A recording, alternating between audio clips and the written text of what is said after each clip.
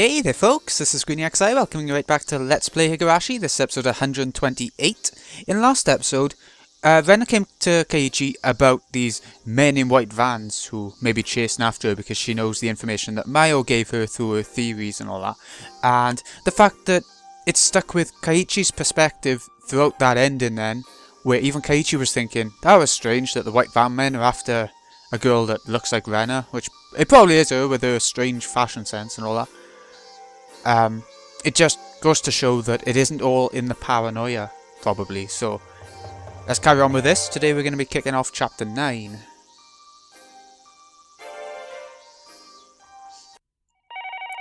Oh, late night phone call. Always goes well. I should apologise, Rena. I don't think I believed you. I'm really sorry about that.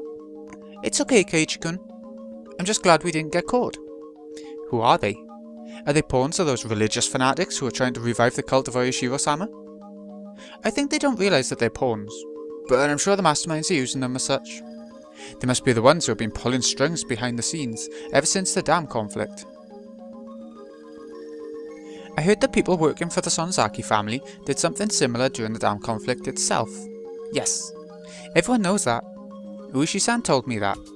There was a kidnapping incident during the dam conflict. Yeah, we saw that, didn't we, with that little boy. Was it the mayor's son or something? The case hasn't been disclosed to the public. But anyway, someone kidnapped the grandson of the Minister of Construction. Okay. And coerced the minister into promising to put a halt to the dam construction. The grandson of the minister was kidnapped? Hey, I've never heard about that before.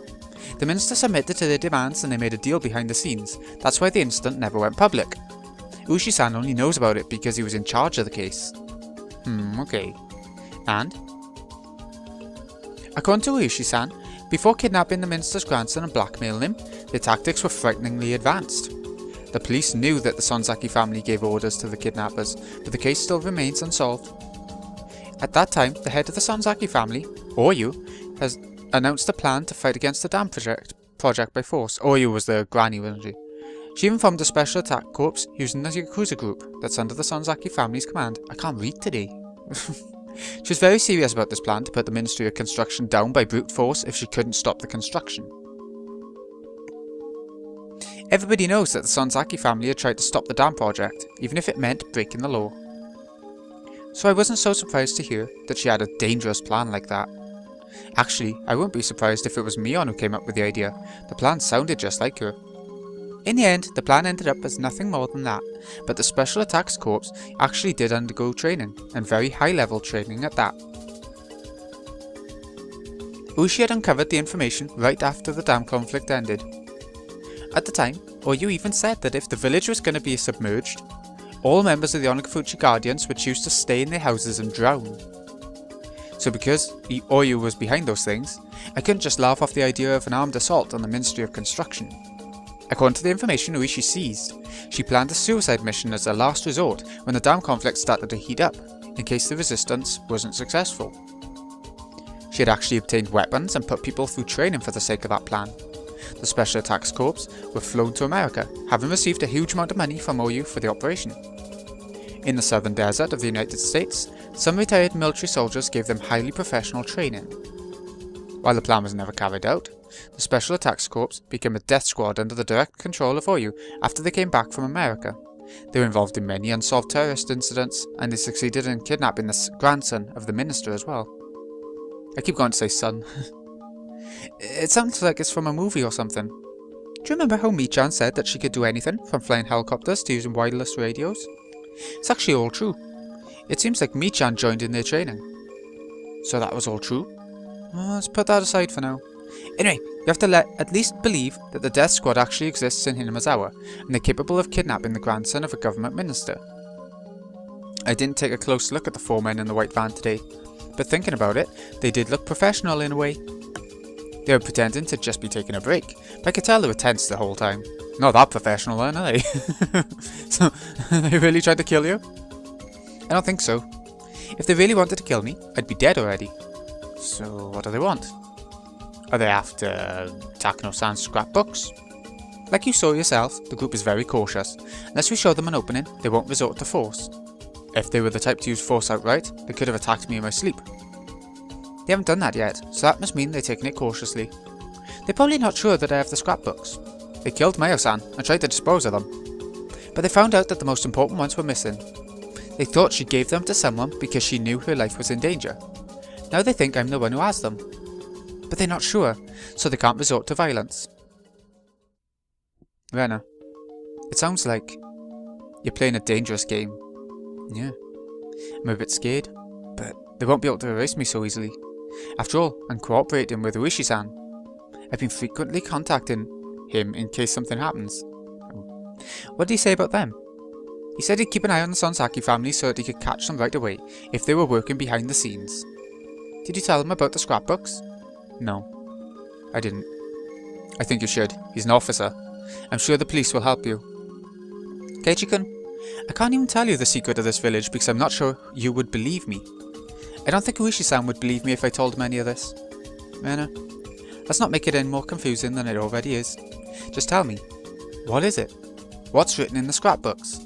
What's the secret that killed Mayo-san?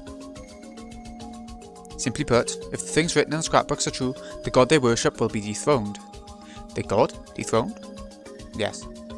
The sanctity of Oyashiro-sama will be lost. That's why they want to conceal the truth. They want to resurrect people's belief in Oyashiro-sama. Rena, can you explain it a little more simply than that? I'm confused. In other words, Oyashiro-sama isn't a god. He isn't?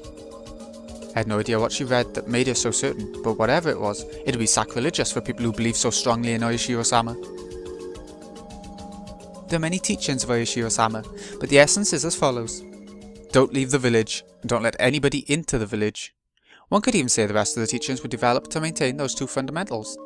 It really wasn't until later on that they added aspects like love your neighbour, or viewing him as a god of marriage and domestic property, prosperity. Yeah. In other words, Oyashiro-sama existed solely to stop the villagers from going outside the village. Oyashiro-sama doesn't bless the villagers or protect them from disasters. The people believe that Oyashiro-sama does all that for them, but the truth is that the people abused his name for that purpose, generation after generation, and nothing more than that. Why did Oyashiro-sama descend in the first place? Because demons came out of Onokafuchi swamp and attacked people. In fact, that was the wrong interpretation. Demons didn't come out of the swamp and attack people. People became demons and attacked others when they were possessed by whatever came out of the swamp. Whatever came out of the swamp? What do you mean by that? Whatever came out of the swamp possessed people, crawled into their blood, controlled them, and turned them into demons. People had no resistance against whatever it was that came out of the swamp. They became demons, attacked the other villagers, turned them into demons as well. That's right. It was a weird infectious disease that broke out from the swamp. It made the infected people go out of control. The villagers saw this disaster and explained it like so. Evil demons came out from the bottom of the swamp, possessed people, turned them into demons as well. That's the truth of the story of the demons that came out of Onokafuchi swamp. It actually explains the legend. So, was Oyashiro-sama a doctor who came from a foreign country? Yes. That's not exactly correct, but he was something like that. He came to Onokafuchi, and he treated the infectious disease, but he couldn't cure it for good. All his treatment could do was reduce the symptoms of the infection. Villagers could have their symptoms suppressed, but there was no way to kill the parasites that had infested them. After a while, the village was divided into two groups. One group was made up of the people who were already affected, and the other consisted of the people who weren't. Without a cure for the disease, the uninfected looked down on the people who could only suppress their violent symptoms.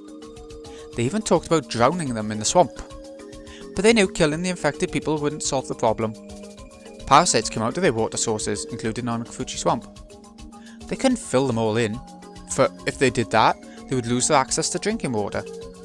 They could have chosen to leave the village, but that was hard for them, for that was the location of their ancestors' graves. Under the power of Oyashiro-sama, infected people could live without showing symptoms. So both those who were infected and those who weren't decided to live together equally and to coexist with the parasite. Oyashiro-sama was impressed by the villagers' decision. He decided to stay there and continue to treat them. That's the true identity of Oyashiro-sama, the benefactor who stayed in the village to protect the lives of both human and demon. That's right. And Oyashiro-sama made rules in order to ensure the symptoms of the infected people would remain suppressed. The rules were to never leave the village and to never let anybody into the village. I understand why he didn't want to let anybody new into the village. It was to prevent the parasite from infecting anyone else. but I don't understand why he didn't want people to leave. It seems like the parasite can only live in Hinamizawa because of the climate here. It causes an outbreak of the symptoms in order to prevent the hosts from leaving the village when they try. That reaction is the truth behind the curse of Oyashiro-sama. The strongest symptoms of the infectious disease were violence and delirium. The infected people acted just like demons, and the impact of seeing them in the throes of the disease was strong enough to make others describe them as such. They couldn't even let people leave who had just come to the village. If they'd left after being infected, they might go crazy in a faraway land, turn into a vicious demon and cause a disaster. Infected people were never allowed to leave. When an infected person left the village, they brought him back by any means necessary. That was what it really meant to be demoned away. Wait a second, Renner. That means everybody in this village, including you and I, are infected. But nothing happens when we leave Hinamizawa. In fact, many villagers move far away after getting married or something. I've never heard of any villagers who went crazy and turned into demons after they left Hinamizawa. You're right. That's because things went as Oyashiro-sama thought they would. Do you understand? He isolated the village for a long time in order to weaken the power of the parasite. Hosts are very important for parasites. If something happens to the host, the parasites that live in the host have to share the same fate. In other words, if the host went crazy and attacked people, the host would be captured and killed, which means that the parasites would die with the host, too. I see. You're talking about natural selection. Good thinking, Keiichi-kun. That's exactly right. As a result of living in the village under such strict rules for a long time, people who were hypersensitive to the parasite went crazy and got killed. The strong parasites that made the infected people go crazy were also killed off due to the host's violent behaviours. As a result, only the parasites that acted nice to people lived on. And that's the explanation behind the mix of human and demon blood that's written in the legend of Oyashiro-sama. So, that means the parasite is almost harmless now. Yes. According to Mayo-san's scrapbooks, there are actually many people who are infected by harmless parasites. Depends on the local food culture. For example, about 80% of the people who live in a country where meat is a staple food are infected by parasites. But because the parasites coexist with humans without doing any harm to them, nobody notices them, treats them, or tries to get rid of them. That's quite a scary thought. I see.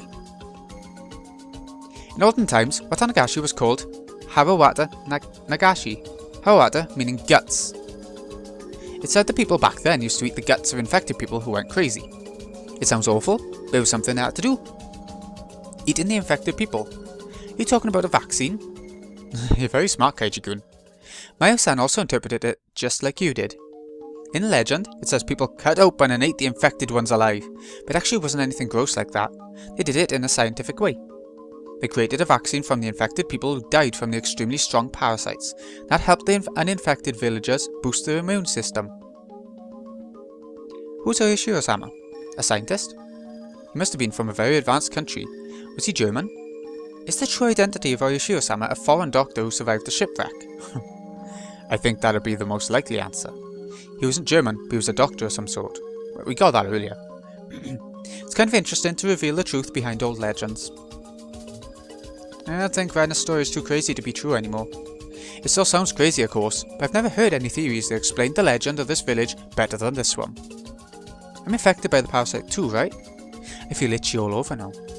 A person is like a universe. We have countless numbers of bacteria in our bodies. Some of those bacteria are essential to us staying alive. Oh, like bacteria in your gut, right? I see. It's also what Mayo-san wrote in her scrapbooks. You know termites, right? They eat wood, yep, but they actually can't digest it themselves.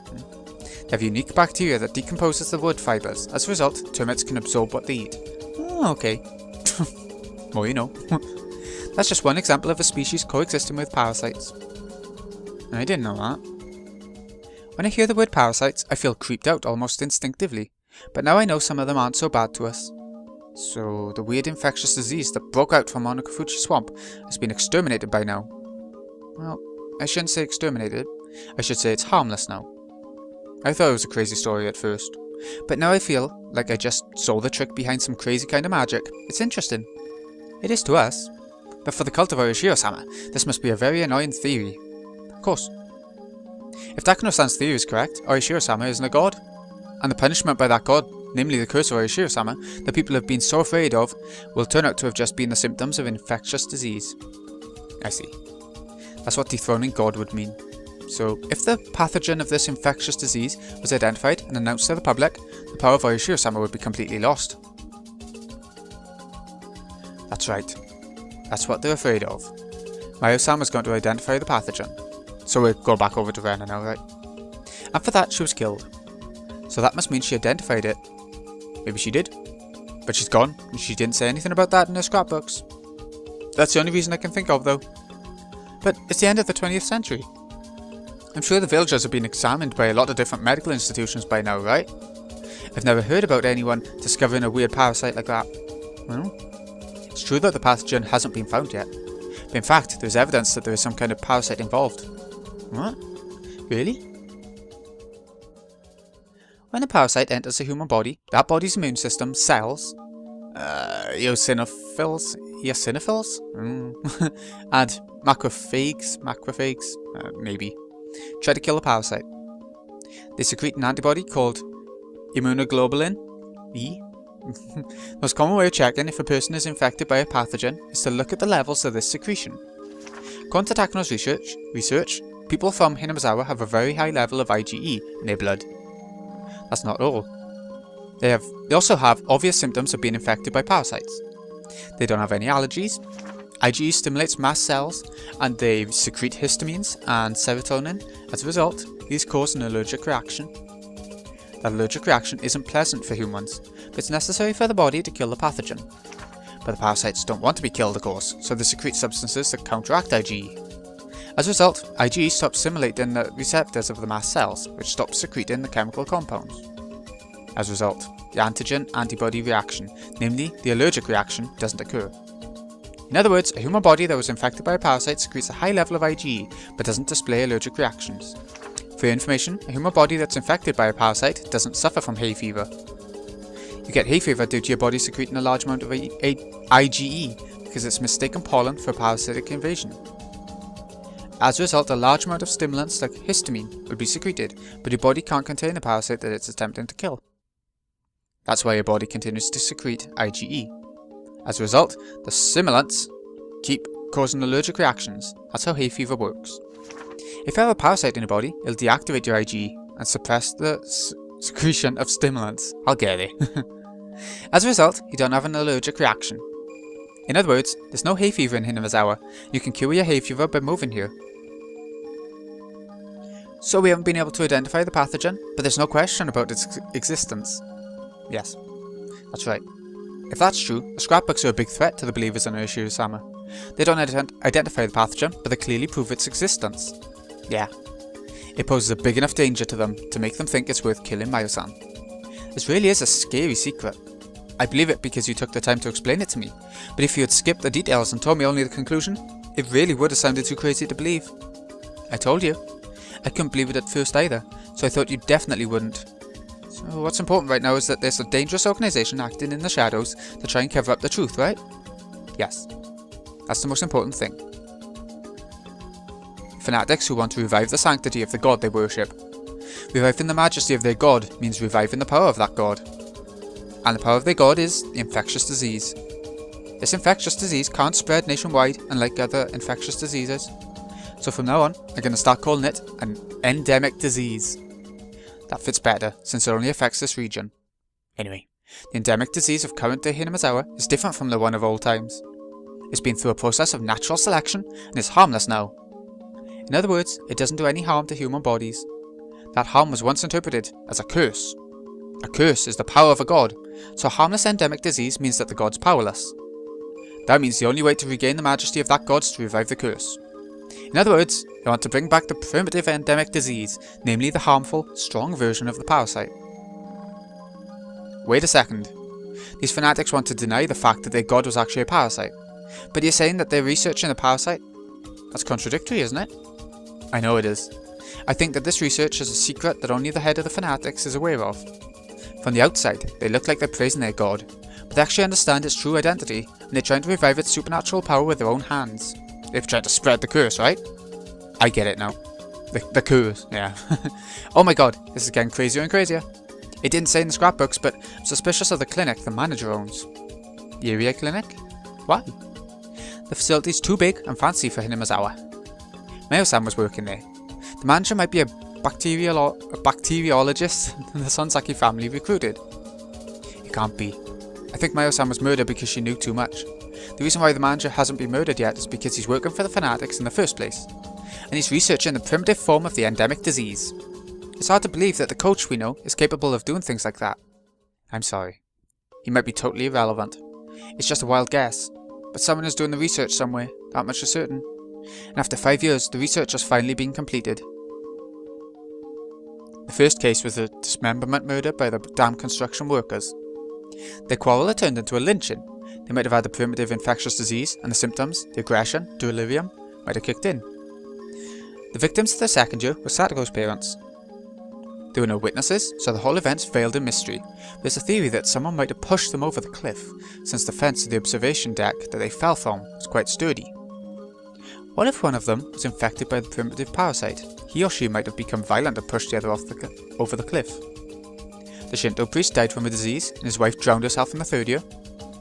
He might have died of shock because of a hypersensitive reaction to the infection. His wife might have gone crazy and committed suicide when one of the symptoms, delirium, kicked in. In the fourth year, Satoshi Hojo's aunt was beaten to death, probably by Satoshi himself. Everybody who knew Satoshi-kun remembers how he changed at that time. He showed signs of being both aggressive and delirious. And the fifth year.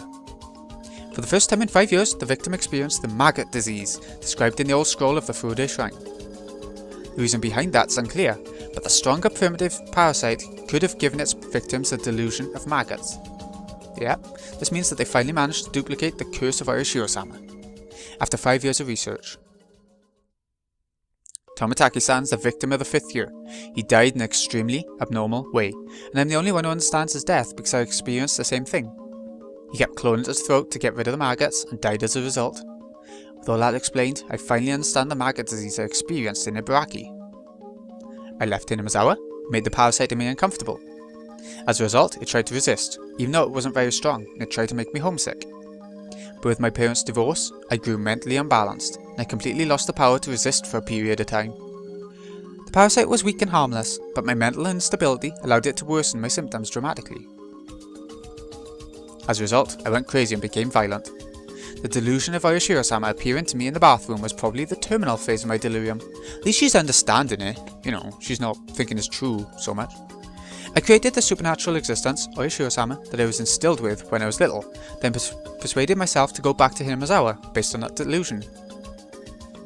Some of the transcendents of Onagafuchi must have had the same kind of experience. They must have passed their experiences down as the acts of a god. I remember I once saw on TV the indigenous people in South America use some kind of natural drug in order to have a mystical experience, and that they called it a ritual to communicate with their gods. So, what the fanatics are trying to do is to spread the primitive parasites throughout Hinamizawa. I think that's their goal. But I don't think they'll do that without letting people know about it. Religions need ceremonies. So if they created what they wanted to create, and if they decided to spread it, I think they'd name it the Day of Oyashiro-sama's Revival, or something. They perform some kind of ceremony. It would be in celebration of the revival of Oyashiro-sama. That's a bad thing, isn't it? I think you can say that because they're trying to spread a very dangerous pathogen. Hey, isn't that bioterrorism? Jeez, this is very bad. They used it on Tomitaki-san, confirming that they succeeded in duplicating the curse of Oyashiro-sama. So, that day of revival might be really soon. I don't know. It could happen in a few days or it might take a year. This is way out of your league, Renner. It's a very serious conspiracy. There's nothing we alone can do to stop them. We have to report it to the police. Do you think they will believe us? It's their choice whether to believe us or not. No matter what, we have to tell them. Koichi-kun, tell Nuishi-san about all this means. Tell him that I have the scrapbooks. Do you think that'd be a problem?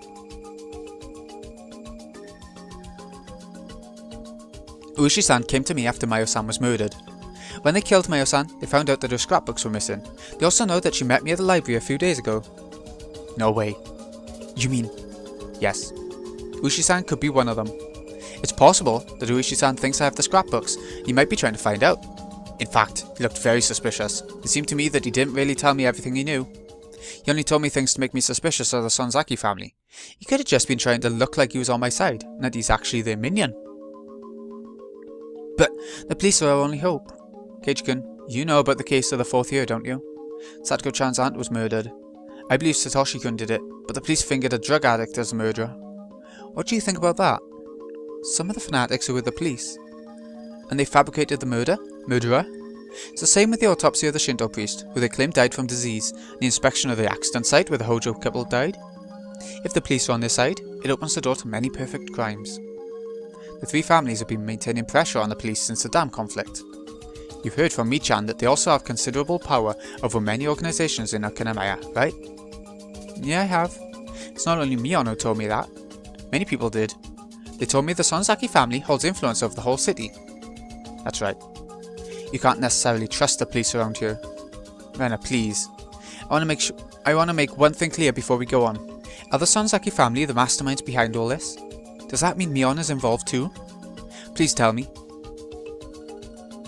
I don't know if Michan or Rika-chan are directly involved or not. All I can say for sure is that the fanatics have the power to control the nerve centers of all the 3 families, including the most powerful family of all, the Sonzakis. I'm not sure if the fanatics are controlling the 3 families, or if the 3 families are the fanatics themselves. As long as we're not sure about their involvement, it's better for us to be extra careful around them. Is that what you're saying? Yes. I'm not saying that I don't trust Michan. She's usually very reliable, and I'd ask her for help with any problem, but not this one. This one's a little different. I don't know if you've seen it before, but although Michan jokes around when she's with us, she can be a very cold person when she's acting as the successor of the Sonzaki family. Plus, even if she wasn't involved, we would put her in danger if we told her about this. If she was on our side, that'd be really encouraging. I think we should tell her. No, we shouldn't. We shouldn't tell her until we're confirmed she's not one of them. Sure, it'd be great if we could pull her to our side, but if we couldn't. So, how are we going to fight against them? Well, this is a battle we don't stand a chance of winning to begin with. That's why I didn't want to get you involved. Damn it. Takano-san left us a big parting gift, didn't she? But because of that, we know about the conspiracy. I believe this is her will. 2 kids challenging the mastermind who controls the village. It's going to be tough. It's going to be Scooby-Doo. Ordinary methods won't work. But Kage-kun, I'm glad to have you on my side. We can talk about it and plan things together. Of course. I've always been on your side, and I'm your friend. I know. Thank you. You're very reassuring. 2 heads are better than 1. Yeah, I agree. We can come up with a plan for how we're going to fight against them together. I skipped school today because I wanted some time to read the scrapbooks again, but I'm going to school again tomorrow, and I'm going to act normal. You might sense something's wrong with me if I act different. That's true. You should do the same, Kage-kun. Please be careful with Michan. She's sometimes very perceptive. Okay. I'll act normal, as if I know nothing. But damn, I'm a bit scared. Huge conspiracy is right around the corner and might already be counting down to 0. It's hard to act normal, knowing that. I don't think it's going to happen very soon. Like I said earlier, if they really are religious fanatics, they need a religious ceremony. They need the help of the whole village to hold something like that. I can't think of any event other than Watanagashi. So you're saying that we have time at least until the next Watanagashi festival? I can't promise, but I just can't think of any event other than that. That's when things are normally going wrong. I think we have a year at least. But I also feel like we don't because of how they killed Mayo-san. I might not know, but there might be a bigger religious event than Watanagashi. It might not be long until that day. On the day of Oyashiro-sama's revival, they're going to spread a dangerous parasite. That day might be just around the corner. Reina? You still on the phone? Wrap it up soon, it's getting late. It's been a long call. My father stuck his head out from the living room, telling me I need to hang up soon. I thought about telling him so many times. It's natural to think that your parents will be on your side no matter what. But I know just how weak he can get, so I couldn't tell him. I don't think he'd believe me anyway. Even if I told him, he'd just tell me to call the police. It's better that I don't tell him. They might get close to my father to get me. If he didn't know anything about anything, including the scrapbooks, there'd be nothing to squeeze out of him to begin with. I'm sorry, Kage-kun. I have to go now. It's getting late. I'll see you at school. Okay, see you tomorrow. Be careful, okay? You're not an outsider anymore. Yeah, I'll be careful. I remember the suspicious men in the white van. I felt a chill run through my spine. They looked like villagers, but they weren't. They had the village accent, but they were just pretending. The more I thought about it, the more suspicious they became. It let me know that Rena and I aren't safe. If Rena's right, they're just suspicious of her, and they're not sure if she has the scrapbooks or not. But it's still creepy. Rena had probably experienced the same creepiness I felt when I saw the van several times up until now. She must sense the danger more than I do. However, the fact that they weren't attacking, that they were merely observing us, was disturbing. If they attacked her, she could have done something like go to the police. But all they're doing is just watching her from a distance. She can't do anything about it. She can't talk to anybody about it. She probably just wants to stay in her house all day. But if she acted different, then I take it as proof that she has the scrapbooks. I have to think about how to fight against them without making it obvious. I told myself that there was no going back. I put the phone down. Oh, things are progressing a bit now, right? Katie and Rena, in it together. Like they always are. They're always the pair that are together the most, aren't they? Yeah. Yeah, that was a good part. Okay, so I think next time they're gonna actually go to school and everything. But oh yeah, there we go. Yeah, this has been Greeny XI. Hope you've enjoyed. Thank you so much for watching. I'll see you again in a bit when we check out how this normal school day goes. Thanks again for watching, folks. See you again in a bit.